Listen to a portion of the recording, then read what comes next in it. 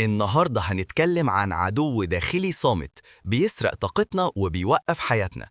التخلص من الأفكار السلبية المتكررة. إزاي تكسر حلقة الأفكار المحبطة وتستعيد سلامك الذهني؟ مين فينا مصحيش في يوم ولقى دماغه شغالة على وضع الهموم والتفكير المفرط؟ الأفكار السلبية المتكررة اللي بنسميها أحياناً اجترار الأفكار rumination هي زي شريط قديم معطوب بيفضل يعيد نفسه وبيخليك محبوس في الماضي أو قلقان بزيادة من المستقبل.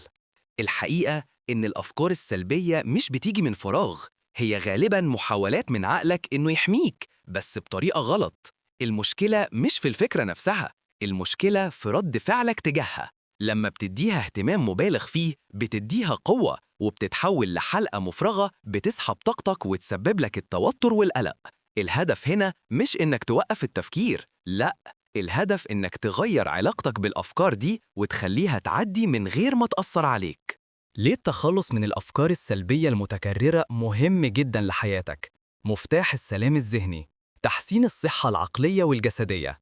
اكترار الأفكار هو السبب الرئيسي للقلق المزمن والتوتر. التخلص منها بيقلل الإجهاد الذهني وبيحسن جودة النوم وبيقلل خطر الإصابة بأمراض مرتبطة بالضغط العصبي.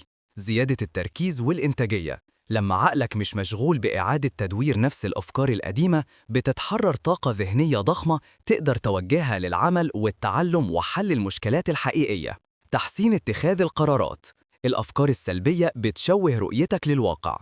التحرر منها بيخليك تشوف الأمور بوضوح ومنطقية أكتر، وده بيؤدي لاتخاذ قرارات أفضل وأكتر فعالية. علاقات أفضل.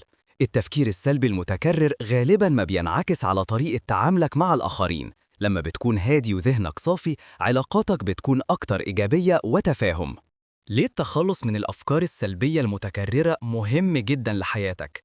مفتاح السلام الذهني، تحسين الصحة العقلية والجسدية. اكترار الأفكار هو السبب الرئيسي للقلق المزمن والتوتر. التخلص منها بيقلل الإجهاد الذهني وبيحسن جودة النوم وبيقلل خطر الإصابة بأمراض مرتبطة بالضغط العصبي. زيادة التركيز والإنتاجية. لما عقلك مش مشغول بإعادة تدوير نفس الأفكار القديمة بتتحرر طاقة ذهنية ضخمة تقدر توجهها للعمل والتعلم وحل المشكلات الحقيقية. تحسين اتخاذ القرارات. الأفكار السلبية بتشوه رؤيتك للواقع. التحرر منها بيخليك تشوف الأمور بوضوح ومنطقية أكتر، وده بيؤدي لاتخاذ قرارات أفضل وأكتر فعالية. علاقات أفضل.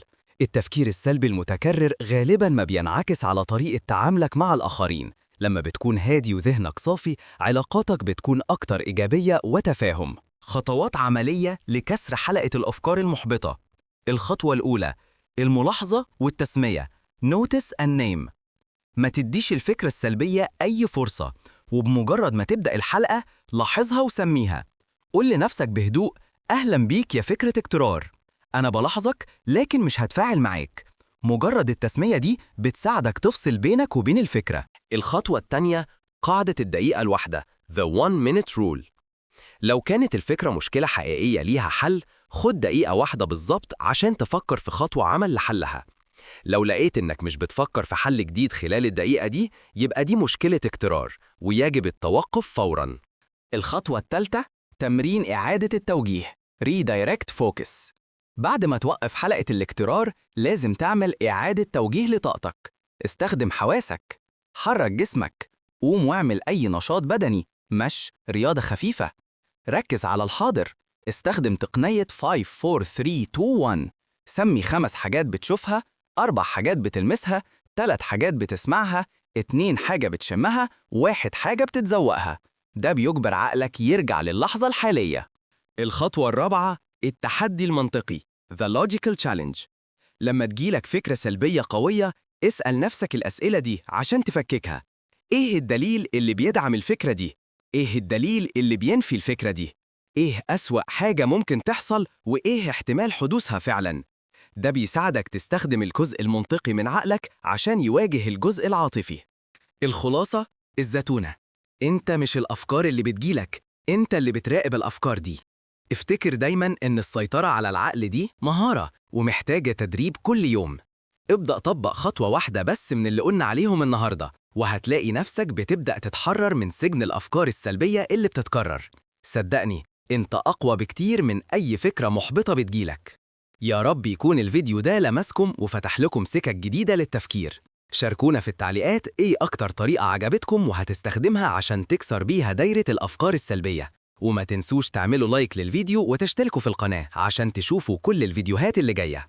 الخلاصة، الزتونة: انت مش الأفكار اللي بتجيلك، انت اللي بتراقب الأفكار دي. افتكر دايما ان السيطرة على العقل دي مهارة ومحتاجة تدريب كل يوم. ابدأ طبق خطوة واحدة بس من اللي قلنا عليهم النهاردة، وهتلاقي نفسك بتبدأ تتحرر من سجن الأفكار السلبية اللي بتتكرر.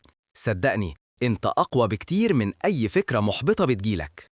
يا رب يكون الفيديو ده لمسكم وفتح لكم سكك جديدة للتفكير. شاركونا في التعليقات ايه أكتر طريقة عجبتكم وهتستخدمها عشان تكسر بيها دايرة الأفكار السلبية. وما تنسوش تعملوا لايك للفيديو وتشتركوا في القناة عشان تشوفوا كل الفيديوهات اللي جاية.